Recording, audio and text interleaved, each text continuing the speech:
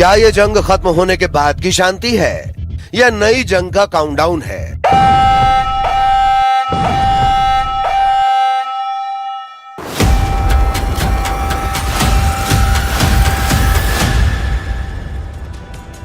दक्षिण लेबनान से लेकर उत्तरी इजराइल तक हर तरफ एक अजीब सी खामोशी है, लेकिन क्या इस खामोशी के नीचे बारूद बिछ चुका है?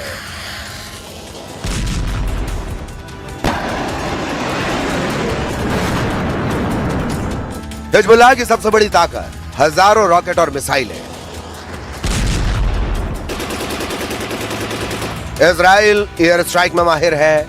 आयरन डोम सीज फायर के बाद भी बारूद से फट जाएगा।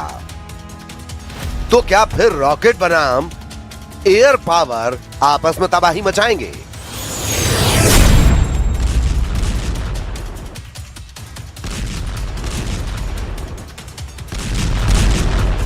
हिजबुल्लाह किसी देश की सेना की तरह नहीं है।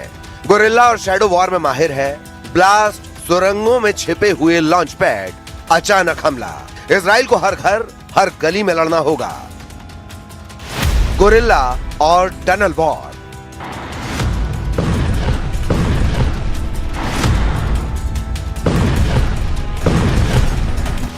नेतन्याहू का फेल होगा ग्राउंड ऑपरेशन।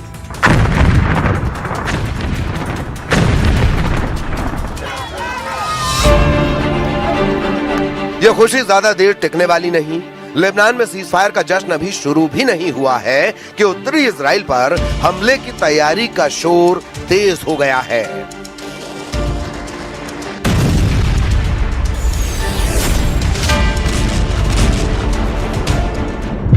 ट्रंप ने 10 दिन का सीज फायर का ऐलान किया, लेकिन हिजबुल्लाह समर्थक जंग में नई कुर्बानी देने को तैयार हो रहे हैं।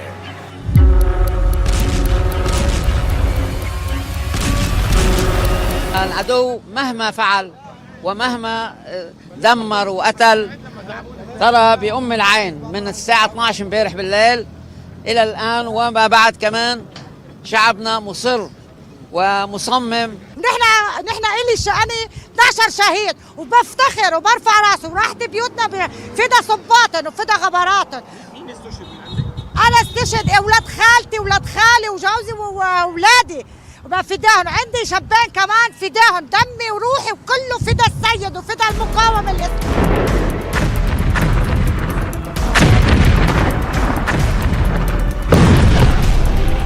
सीज फायर से पहले 24 घंटे के अंदर हिजबुल्लाह ने 40 हमले किए।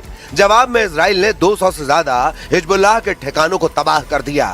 लेकिन ये जंग अब दो देशों के बीच युद्ध से कहीं आगे बढ़ चुकी है। इसमें ईरान है, इसमें अमेरिका है, इस जंग में खाड़ी के देश शामिल हैं। इस जंग के एक्टिव होते ही इजराइल पर ईरान के हमले शुरू हो जाते हैं। यमन के हूथी रेड सी में हमला बढ़ाने लगते हैं। गाजा भी फिर एक्टिव हो जाता है।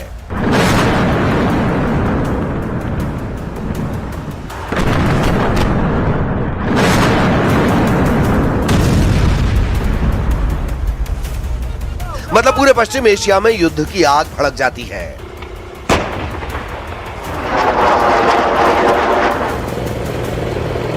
उत्तरी इजराइल के किबुत्स और शहरों में लोग फिर से अलर्ट पर हैं, क्योंकि हिजबुल्लाह के फाइटर अभी भी एक्टिव मोड में हैं, क्योंकि सीज फायर की मस्ती को मातम में बदलने वाला इशारा हो चुका है।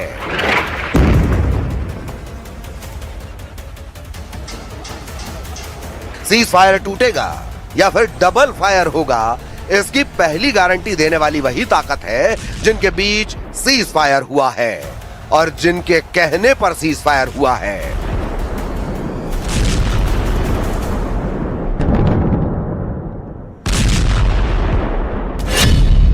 सीज फायर में पार्टी है इजराइल और लेबनान, यानी लेबनान की सरकार। इसमें हिजबुल्लाह नहीं है, यानी दो पार्टियों के बीच एक पार्टी हिजबुल्लाह है, जिसकी असल मायने में इजराइल से टक्कर चल रही है। वहीं इन तीन पार्टियों के साथ डोनाल्ड ट्रंप भी हैं, जिनकी जमीन यानी अमेरिका में 10 दिन का सीज फायर का ऐलान हुआ है।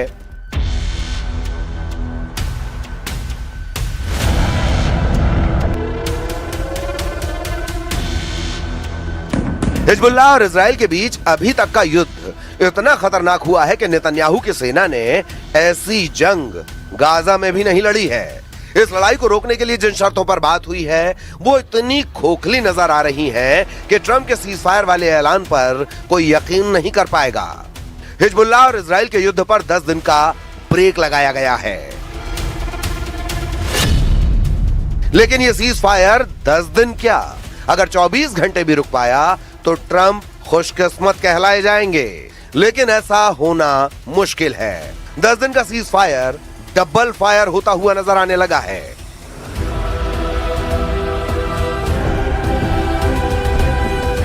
Anti tank missile, drone attack, tank से रौंदने वाली तस्वीरें और लगातार रॉकेट लॉन्चर वाले हमले। दक्षिण लेबनान के युद्ध को रोकने के लिए ट्रंप ने जिन बातों पर जोर दिया है उसमें साफ साफ विरोधाभास नजर आ रहा है। ट्रंप ने लेबनान और इजराइल के बीच युद्ध रुकवाने के साथ इसे भड़काने की तैयारी भी कर दी है। अमेरिका ने सीज फायर की शर्तों में लिखा है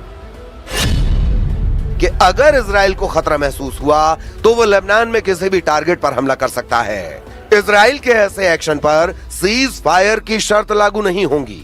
ये सीज फायर का ऐसा पॉइंट है जो किसी भी वक्त युद्ध भड़का सकता है।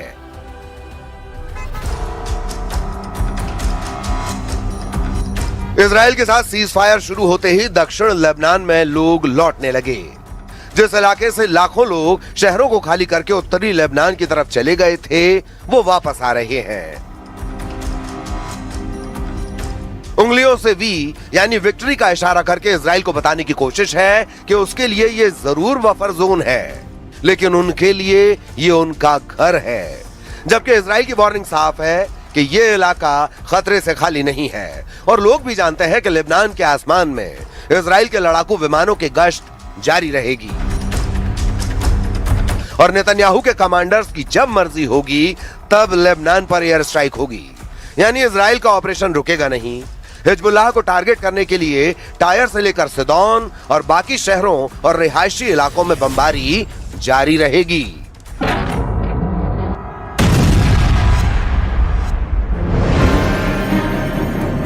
दस दिन के सीज फायर के साथ ही हिजबुल्लाह ने अपना वीडियो जारी कर दिया है।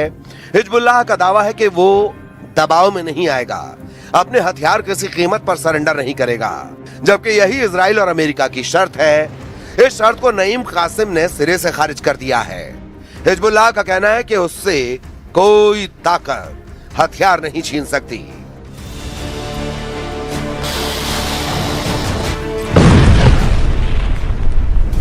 डोनाल्ड ट्रंप के 10 दिन वाले सीज फायर के खिलाफ ईरान भी खड़ा हो चुका है। ईरान ने साफ कर दिया है कि अमेरिका के साथ उसका युद्ध तभी पूरी तरह रुकेगा जब लेबनान के खिलाफ इजराइल की जंग पूरी तरह रुकेगी। ईरान के उप विदेश मंत्री सईद खतीबजादेह ने कहा है कि पूरे पश्चिम एशिया में युद्ध रुकेगा तभी अमेरिका और ईरान की जंग रुकेगी, उससे पहले कोई फाइनल सीज फायर नहीं होगा। सईद खतीबजादेह ने साफ तौर पर लेबनान और लाल सागर यानी यमन की बात की है। ईरान पूरी तरह युद्ध रोकने की डिमांड कर रहा है, लेकिन नेतन्याहू हिजबुल्लाह को पूरी तरह खत्म करने की कसम खा चुके हैं और इसके लिए उनकी फौज दक्षिण लेबनान में मौजूद रहेगी। उसे वापस बैरक में लौटने का ऑर्डर नहीं दिया जाएगा। ये बात एक बार फिर बेन्यामिन नेतन्याहू ने साफ कर दी है। אני דיברתי עם הנשיא טראמפ עכשיו ביומיים האלה, והוא אמר לי שהוא נחוש בצורה אדירה להמשיך גם את המצור הימי וגם להביא לפירוק יכולת הגרעין של איראן, מה שנותר ממנה. הוא לא מוותר על זה, הוא בטוח שיכול לסלק את האיום הזה אחת ולתמיד, בהמשך לדברים הגדולים שעשינו יחד. כמובן נטפל גם באיום הטילים, גם ביכולת ההשערה, אני לא מפרט.